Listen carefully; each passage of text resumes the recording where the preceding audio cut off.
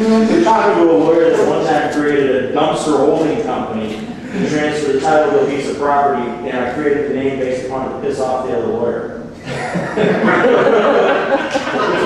Any name, he's the trustee of that, and then just have the document, give him the document, say, hey, you're now the trustee of, you know, whatever it is, holdings.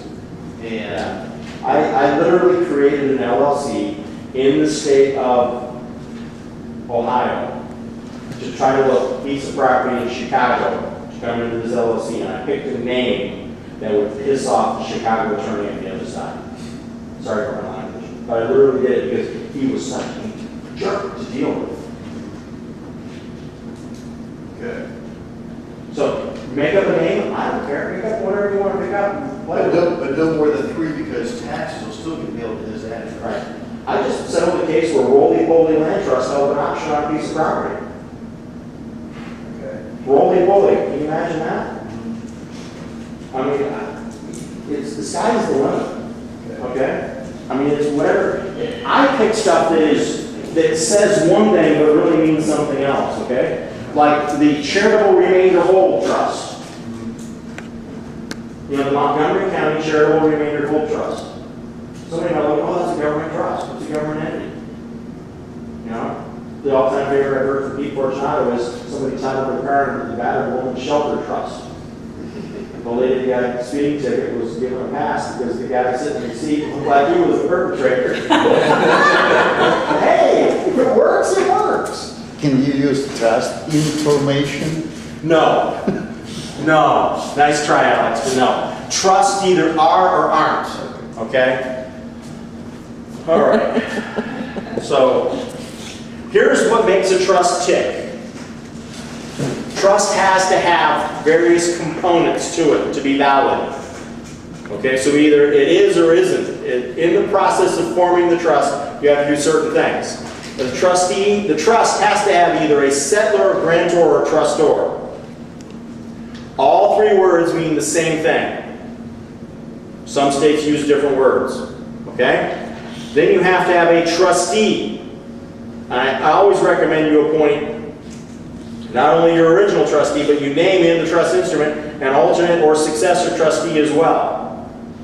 You didn't explain who the trustor is and what they're doing. The grantor, the settlor, or the trustor is the person who creates the trust.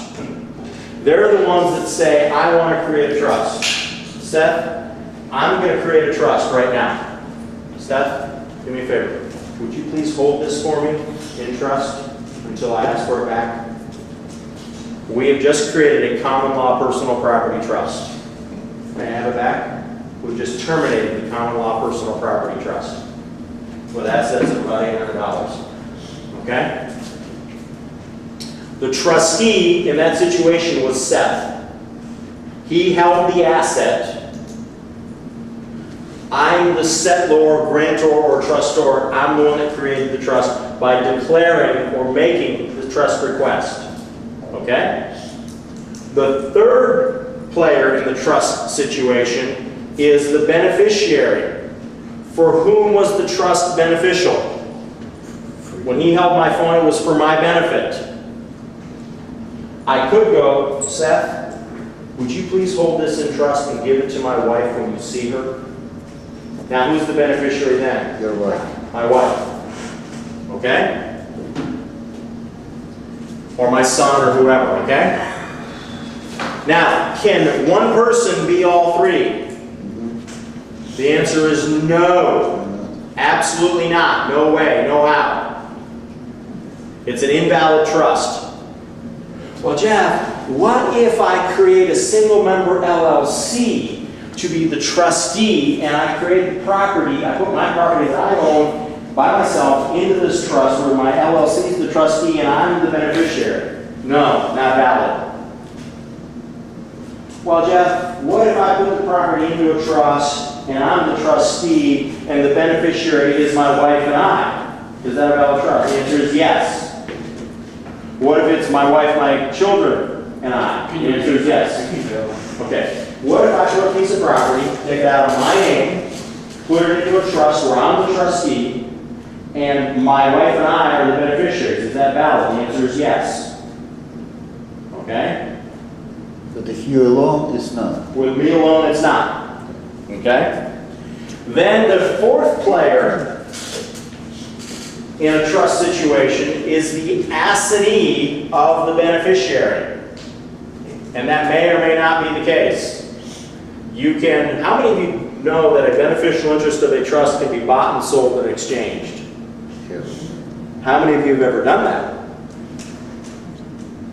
Okay. Am I getting too deep? Am I? The beneficiary of the trust can be bought. and The sold. beneficial interest of a trust can be bought and sold. Exchanged, transferred, whatever. Gifted, anything. Okay? The best way to think of a trust in many situations is like this. It's a bag. The trust is the bag that holds the stuff.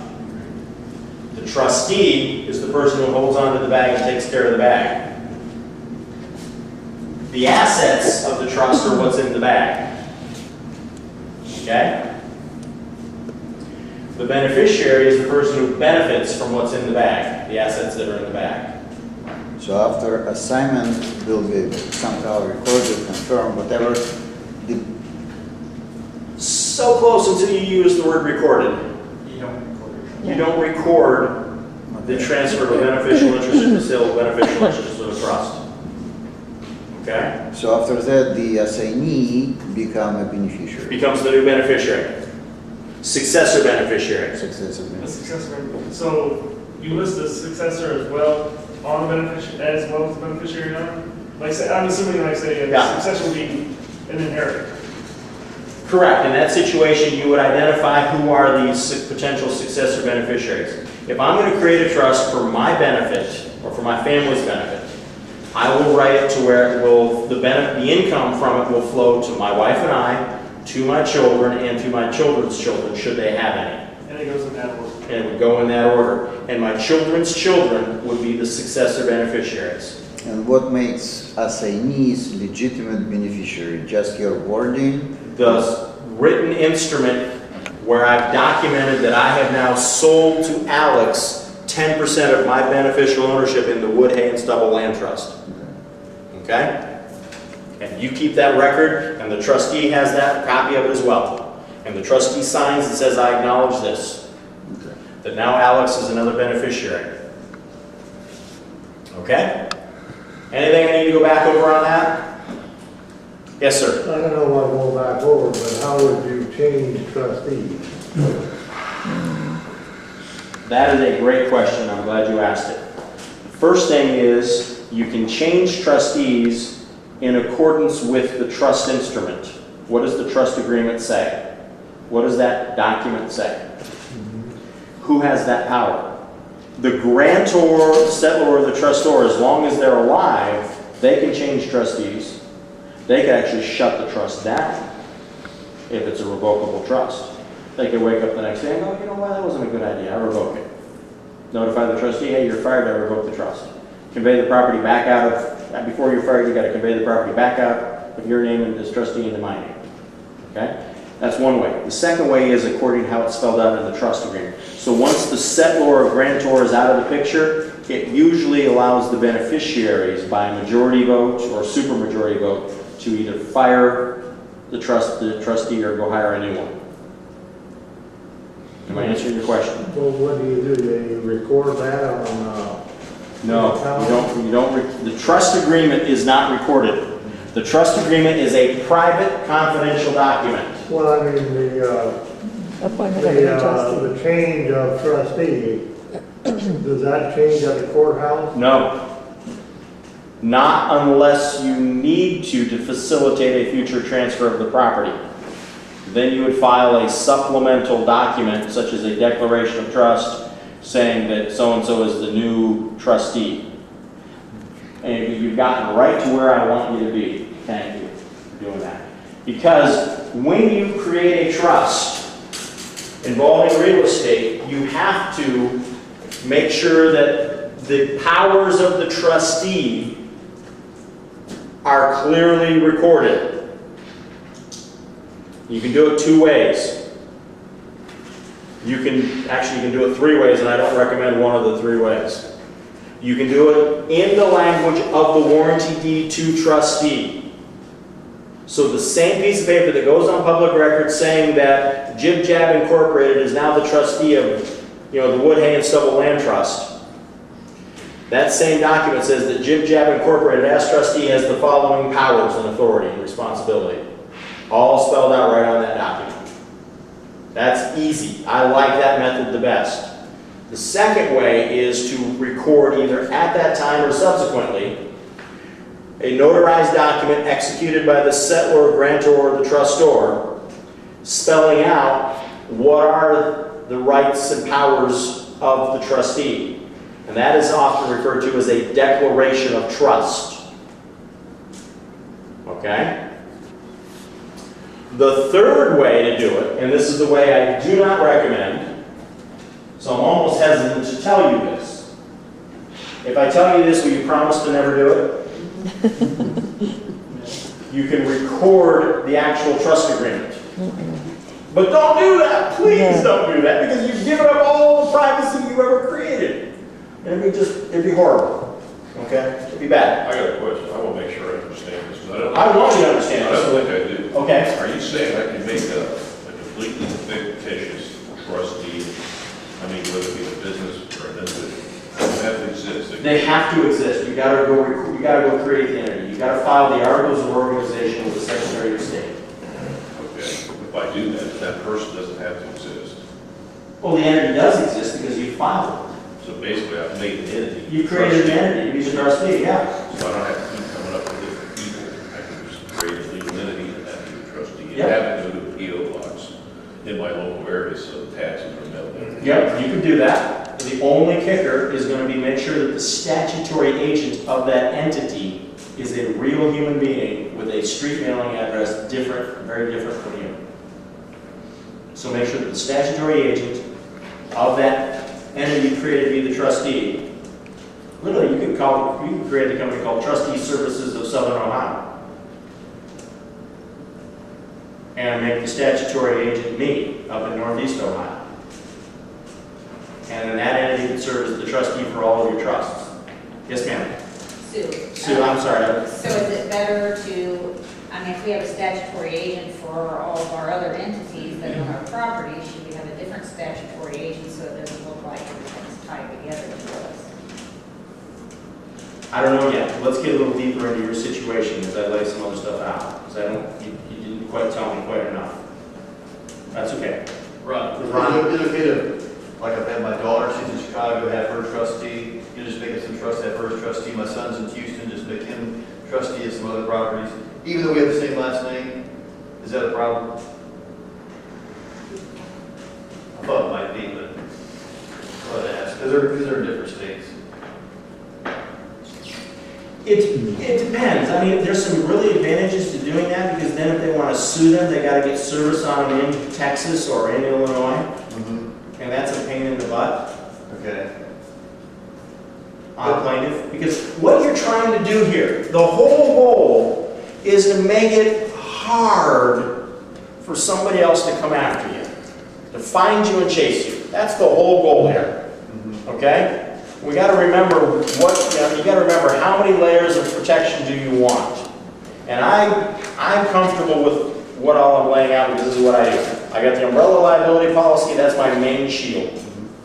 Then everything's in a land trust.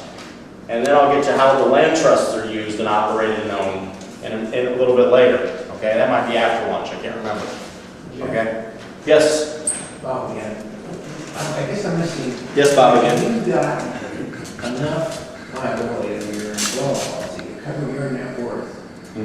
What are you trying to protect with the store? I don't want anybody else to know what all I'm doing. So you're a little concerned with that. I am. Now, let me tell you the other thing is this. What happens if there's an exclusion in that policy in the future that may fail to provide coverage?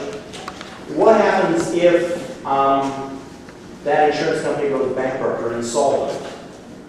We're gonna have to find another insurance company. Yeah, but the claim happened while they were, the claim happened and then they went insolvent. No other insurance company would step in. Could step in. Well, Insurance is a great front line. Using it is great, we need to, but that's not the sole thing you can rely upon. I won't rely upon corporate America or anything. I'll use them, but I won't stake everything on. Do you know what I mean? I know what you mean, I just think that you're hung up on this information, freedom of information, and your security. Because with this technology, it's just gonna get worse and worse and worse. Yeah. On somebody like you, you're gonna have to start laying down a lot of smoke. Or I'm gonna have to get used to the idea of people knowing what I do. Exactly. And I don't have a problem with people knowing what I do, but you just don't know everything I have. That's where I am. Okay? Because if I was really paranoid, there's no way in the world I could put on Facebook last night that I was eating dinner with John Hyder at a certain restaurant. Yeah, a lot of people do. Okay? But you must carry a lot of life insurance then, because there's tremendous risks. I have a good chunk and I'm trying to get more. Yeah, you just mentioned create as hard as possible situation to find you. Well, the key is it's still possible. It always is possible. So if some tough lawyer like yourself wanna find me, you will. If I want to and if I need to, if there's a compelling reason to do that, let me explain something to you. Here's a fundamental fact you have to realize. Plaintiffs' lawyers are lazy. Plaintiffs' lawyers are lazy. Ambulance chasers are lazy. They want the easy buck. They want the quick buck. If they had the tenacity of Taryn or my tenacity, they would dig into it and they wouldn't let go until they got what they wanted. Those are the guys that you got to have multiple layers on. The ambulance chasing crowd, most of them are going to be happy with the insurance money and gone. Okay? But what happens if the insurance company goes insolvent? What happens if the insurance company changes the policy? What happens if they raise the rates? What happens if all sorts of things, you know, I can think of 3 or 4 other things that will happen. All of a sudden they exclude it. Okay? You want to watch where they've really been getting us in the state of Ohio? Look at how they keep excluding more and more regarding lead-based paint. And mold. Those 2 areas right there. Okay? I've been in situations where I've represented policyholders who were homeowners who had an at-fault incident occur in their home. The insurance company declined to cover it, and I had to sue the insurance company to try and force them to provide a defense. So that's the world I'm coming from. You know, how do you know an insurance company's lying? They're advertising or marketing. You know, I'm sorry, they're bums, but I'll use them if I can. All right? Okay. I'm a little disheveled. I got to find where I put my clicker. Okay, so now we've covered that. Additional transfers of the beneficial interest. We talked about how you can transfer the beneficial interest of a trust. Okay? You do it with a written assignment or transfer of the beneficial interest. You can assign that beneficial interest to anybody that you want to. For example, if I own a piece of property in my name and I put it into a land trust, and then I'm the beneficiary of the land trust and Jib Jab Inc. is the trustee, I could then assign my beneficial interest of that land trust over to a LLC that I own. So now I've created a land trust and an LLC as additional firewalls between me and anybody that comes after me and sues me. So if the tenant that gets hurt in the property sues, who are they going to sue? They're going to have to sue the trustee and the LLC. We'll get into that a little bit more. It's a private transaction. There's no tax consequences on this because you're taking it from your front pocket to your back pocket. This is something you can do at your kitchen table or in your office desk. And you're going to say, well, Jeff, why are you talking about this? Well, because I'll show you a diagram in a moment. But I have to talk about trustees. It has to be a trusted individual or entity. It's got to be a separately owned entity with its own tax ID number. Okay? If I'm going to use another entity to be a trustee, I don't want to be the owner of that entity with the same tax ID number that I use. I want it to be a different entity with its own tax ID number. Okay? I may own the entity, but it's in the eyes of the IRS and in the eyes of the law, it's a completely different entity. Well, there may be common ownership.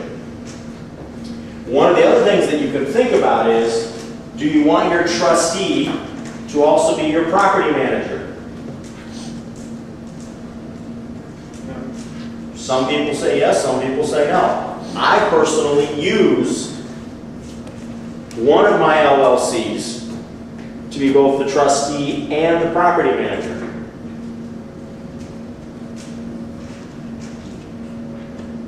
That's what I do. But I have a backup behind that as well. Okay, so this is what you see on public record. The house is in the land trust and the trustee and the name of the trust are on, that's all you know. You can drive by a piece of real estate, you can figure out its address and you know that. You can go to the county recorder's office or you go to a website and you can look to see who owns it. And it's going to show that it's owned in a trust and who the trustee is, and that's all that's available. What is not on public record? Beneficiary. Who owns the trust or who is the beneficiary? That is not on public record. That's private. Okay? So, land trust is seen by the trustee and the beneficiaries. The people on the inside, they know what the assets are, they know the name of the trust, they know who the trustee is, and they know who owns the trust because they all have a copy of the trust agreement that says who are the beneficiaries or the owners of the trust. It could be you, your LLC, your corporation, and or another trust. I've never done this personally where I've had one trust own another trust. I've got a couple of clients that do a lot of that. I do it a little differently. Yes? Sue. Why do I keep thinking Connie? Connie's back there, okay. Okay, all right. Are you still talking about your personal residence, or are you talking about owning your rental properties in a land trust? Wonderful, because I've now moved from personal residences to rental properties, and I did a horrible job explaining that transition. So you don't think you should own your rental properties in LLCs? No.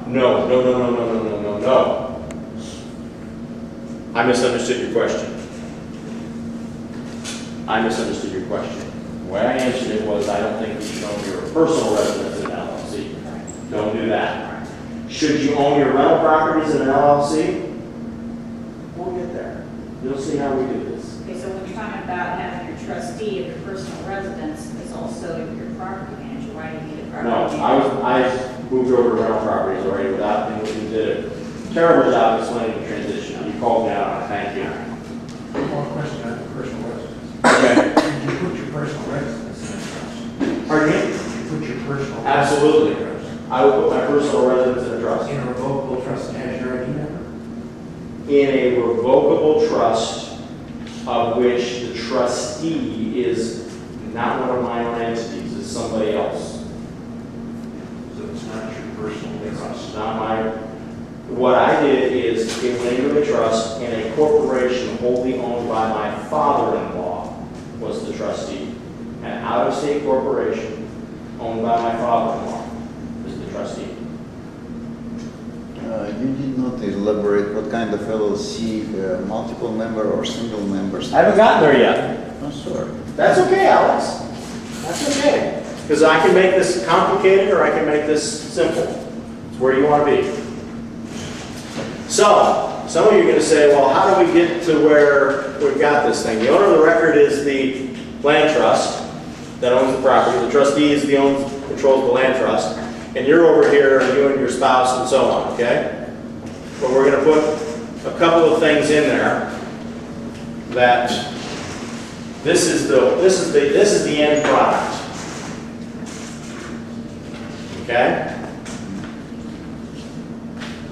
Give you time to look at it. Rental, we're now in rentals. These are, sorry about that, this is all rental.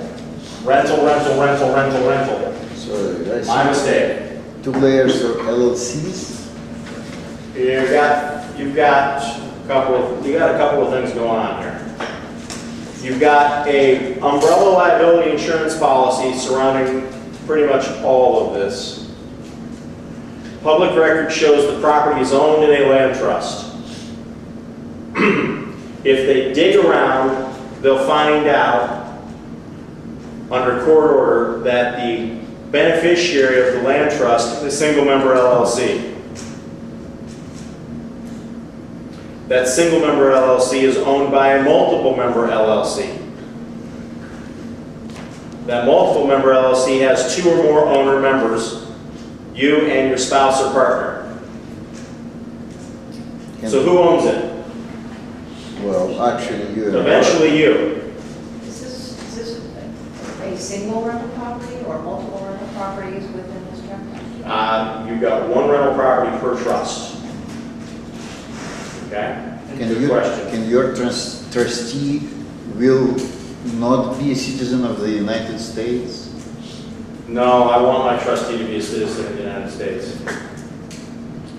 Good question. In this situation, I want my trustee to be a citizen of the U.S. Otherwise, I have created a horrible title nightmare on my property. Yes, Seth? You have a different interest for each property. Are you using the same 2 LLCs as the trustee and the owner of the trustee? I can. I do. Not always. What would you use? In my personal business, I currently right now own 3 rental properties that are all contiguous to each other. One time I had 5. Okay, I'm down to 3. All 3 of these are in their own separate trusts. Trust 1, 2, and 3. Each trust is owned by the same single member LLC. That single member LLC is owned by a multiple member LLC that owns other single member LLCs of other properties in other counties. So I do it by geography. I've got 3 properties that are all contiguous. They're all kind of wrapped up together. I've got other properties in other counties that I do the same thing with. Do you follow me? Okay. I'll put that on the diagram in just a second. I realize I'm getting deep here. Oh, is it really that? Yes, it's 4:15.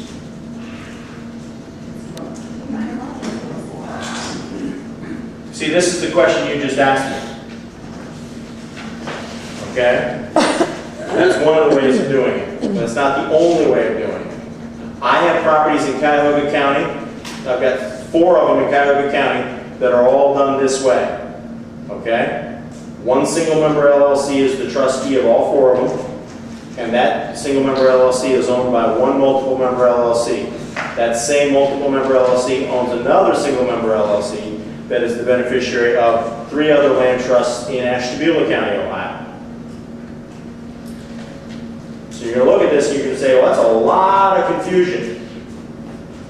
But it's really not. I look at it and say it's a lot of meeting minutes you have to keep track of for tax purposes on your LLCs. No. I only have 1 tax return that has to be filed right there. That's it. That entity's disregarded. That entity's disregarded. That entity's disregarded. That entity's disregarded. No tax returns for any of these 4. It's all owned right here, Multi-member. which is owned by right here. And the beauty of this is now my personal tax return is a lot simpler and a lot cleaner. Which means that if somebody wants to ask to see my personal tax return, they're not going to know what I own. But the amount of your own is still the same, right? Yeah. They got to really be able to study stuff to figure out what I got. Okay. Ladies first, and we'll do boom, boom, boom. Okay, so each one of those properties in a different land trust Yes. have a tenant in here. Who are they writing this check for the rent to? They're writing the check to the property management company, which I own, Which is. the single member LLC.